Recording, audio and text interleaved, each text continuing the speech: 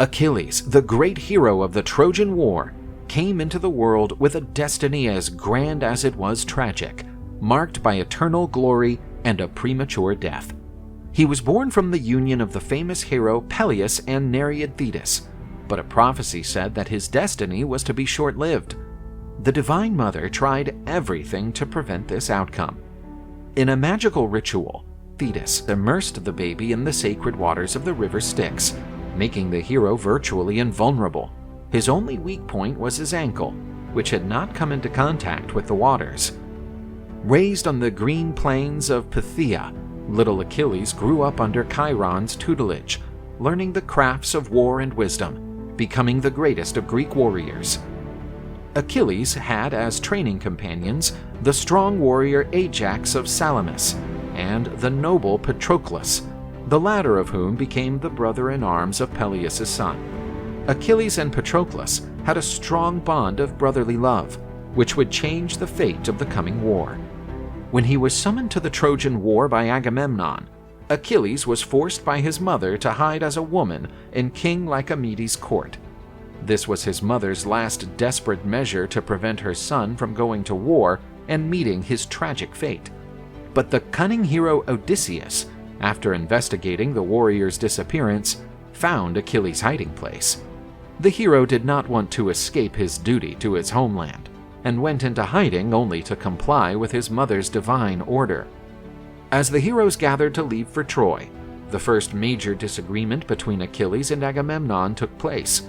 The great Basilius used Achilles' name to lure Queen Clytemnestra and Princess Iphigenia to the shores of Aulis.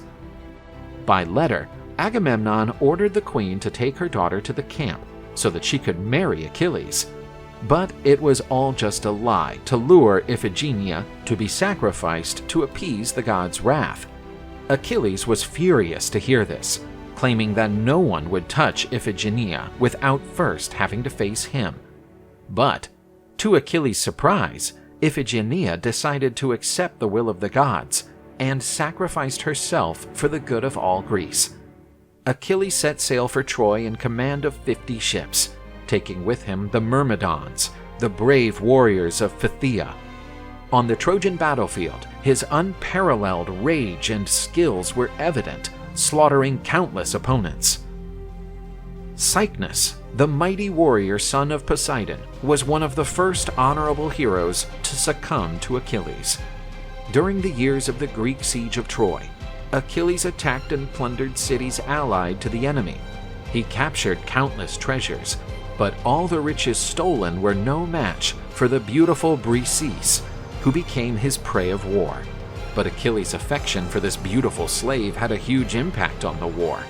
When the great Agamemnon gave up his slave Chryseis to appease Apollo's fury, he demanded as compensation that Briseis be handed over to him. Achilles was outraged by Agamemnon's demand.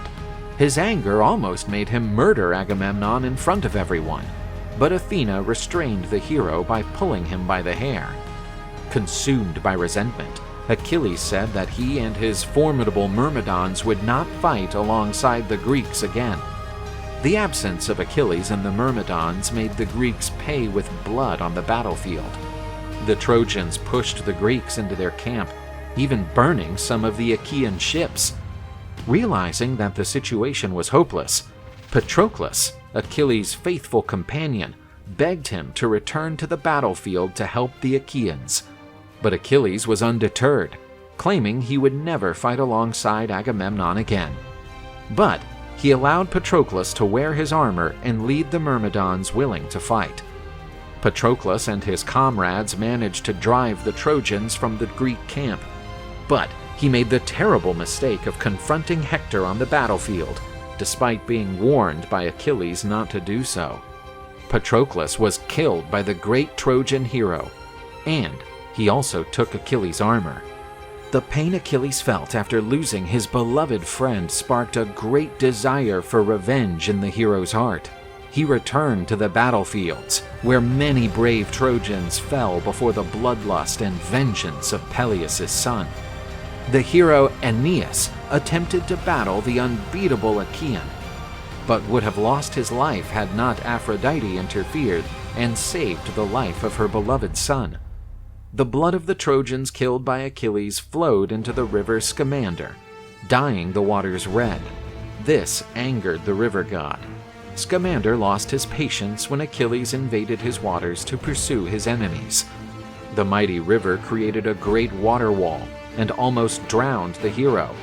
But Hephaestus intervened, sparking fiery flames that dried up part of the river. Achilles was saved from certain death. His ultimate challenge was before him. Hector, the best fighter among the Trojans and Patroclus' executioner, was now within reach of his spear. Hector tried to reach an agreement with Achilles, whereby the defeated would receive an honorable funeral. But Achilles retorted that an agreement between lions and men was hopeless. The great fight between Achilles and Hector was so important that it has been sung by poets for millennia. With one perfect blow, Achilles mortally wounded the Trojan prince. After the hero's death, all hope of victory for the Trojans vanished. Achilles tied the corpse's feet to the war chariot and dragged Hector's body around Troy so that everyone could see the demise of their beloved champion. In his tent, Achilles was visited at night by King Priam of Troy, who knelt at the hero's feet, begging him to hand his son's body back to him. Achilles was moved by this gesture and allowed the king to take his son's body to have a funeral worthy of a great hero. Throughout his campaign at Troy, Achilles became a peerless hero. He fought on the front lines with a fearsome fury, slaughtering all who dared to challenge him. He would go on to duel and defeat the brave Penthesilea, queen of the Amazons, and Memnon, the black demigod from Ethiopia. Achilles seemed invulnerable, but fate struck him down with a single arrow, shot by the Trojan prince Paris and guided by the god Apollo. Achilles died not in battle, but from a sneaky blow to his only weak spot, the heel. All the Achaean heroes mourned the death of the greatest of all Greek heroes. His burning pyre lit up the Trojan night. Sometime after the great warrior's passing, a new warrior appeared on the shores of Troy, who looked like Achilles reborn. He was Pyrrhus, son of the hero. The young man inherited his father's courage and taste for battle, and was one of the warriors who invaded Troy on the wooden horse belly. He lived up to the bravery of his father's legacy. And so ended the story of one of Greece's greatest heroes.